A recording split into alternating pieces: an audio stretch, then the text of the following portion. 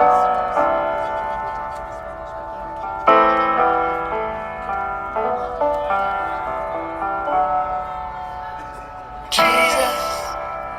Jesus, Jesus.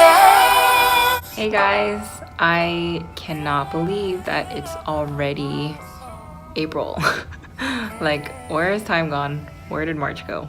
Anyways, I feel like for me March was just flew by because I was really busy and I was doing a lot of stuff. And so basically I want to take you in on a little bit of the process that I've been going through for this month specifically.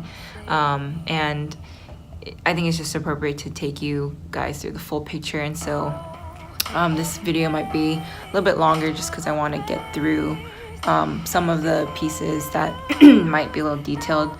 So I have notes just in case because I want to stay on topic.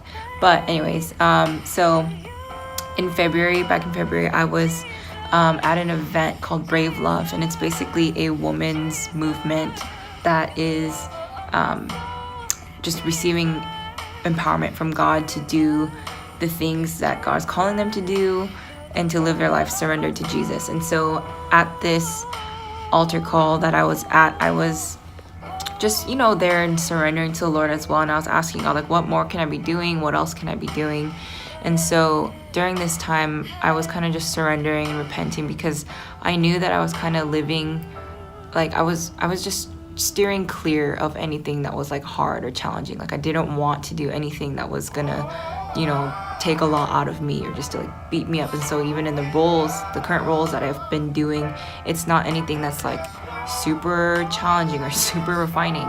And so I was even repenting because I feel like that was kind of taking me into a more of a comfortable place. And so I was like surrendering that idea to the Lord and like, God, I don't want to live, not being challenged, not being refined, just being comfortable, And so after doing this, I felt the Holy Spirit just popped up this idea, and it was like he popped up this idea, and it was DTS school leading. And I was like, no, like that's probably like the most challenging thing. I was like, no, I'm not gonna do that again. I don't want to do that again.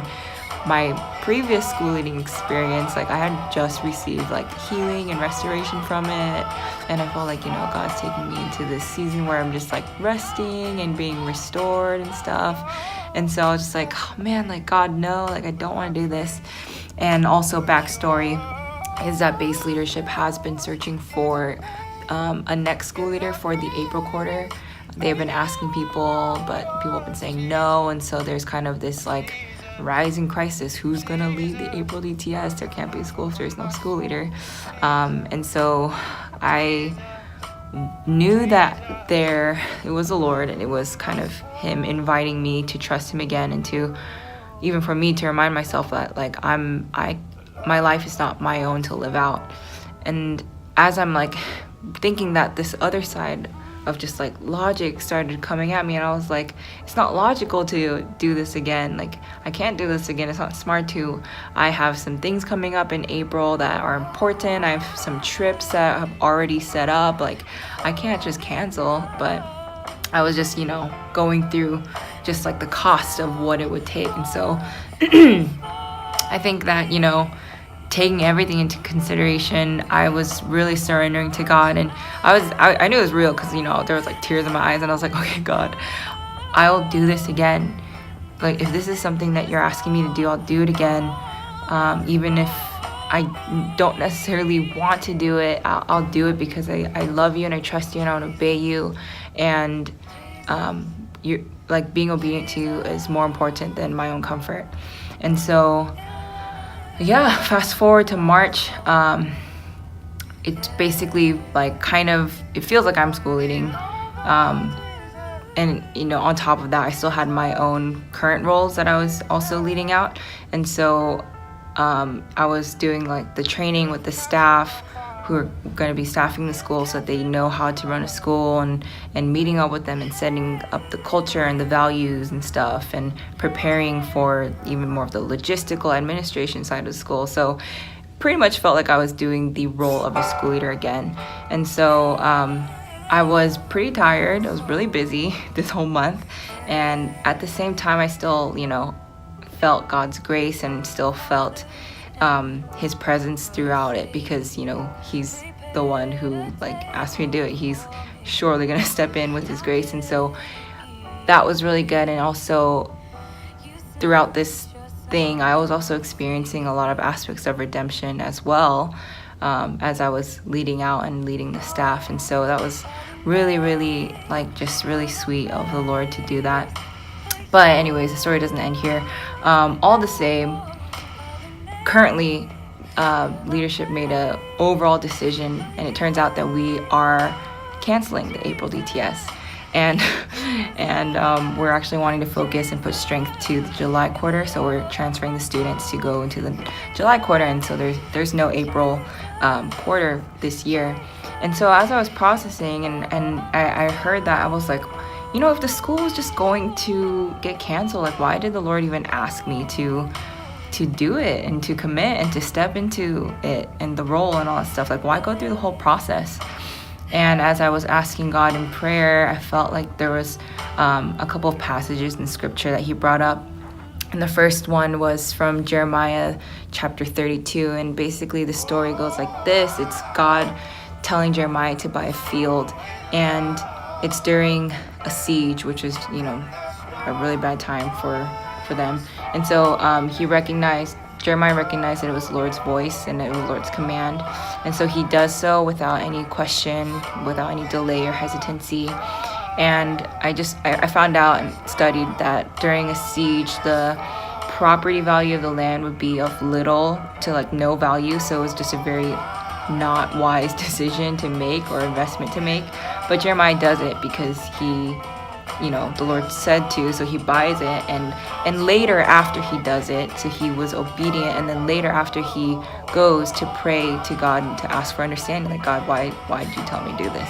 And so I really learned that oftentimes we can hesitate on certain things because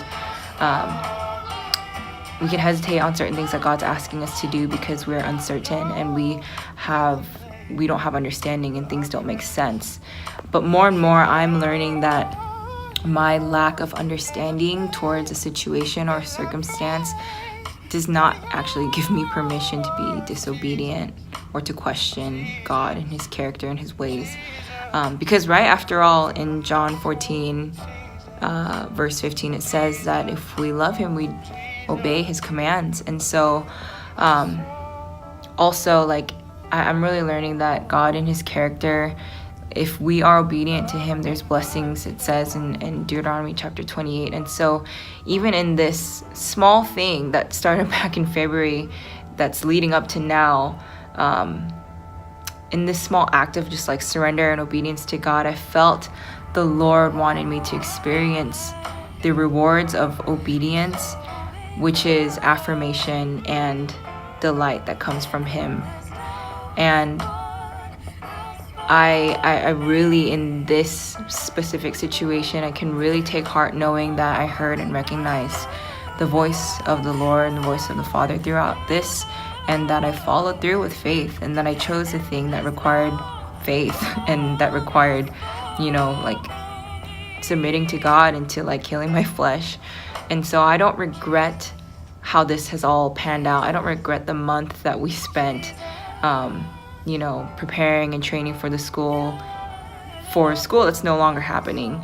I don't think that it's a waste. I don't think that it's a waste of time, because if this was God's intention for me anyways, and he was the one inviting me anyways, how can I call it a waste of time? And throughout this whole process, the Lord's been so near, and he's been redeeming a lot of things, and he's been just been so intentional towards me. And so I know that this process was good, and although there's no school and there's no the thing that I initially said yes to isn't happening anymore, I really believe that the Lord's still really pleased and that he got his glory from this. And so I even know that there's a lot more that he's intended for me to receive out of this thing. And so I'm still processing and still trying to hear from him. And I think that we all are, whenever stuff happens, we're all trying to get acquainted with God and his ways and knowing his deeds. And so yeah, I'm in this situation that I'm, really figuring out, like, oh God, this is who you are, and you're good, you're still good, and you'll always be. And so that's that. And I think that even for you guys, I want to encourage you to do the thing that requires more faith, and even if you don't have understanding, obedience to God is just it. Love and obedience are just hand in hand. And so I know that's one way that you guys can really love God, is just by being obedient, and it's just simple obedience sometimes. And so yeah, there's nothing more pleasing to God than faith. And so I just want to encourage you guys with that. And hopefully, if you guys have made it through this far, hope you're encouraged. And quick update after that last update that I just did is that I will be in Washington in April for a week. So I'll be home doing a fundraising push.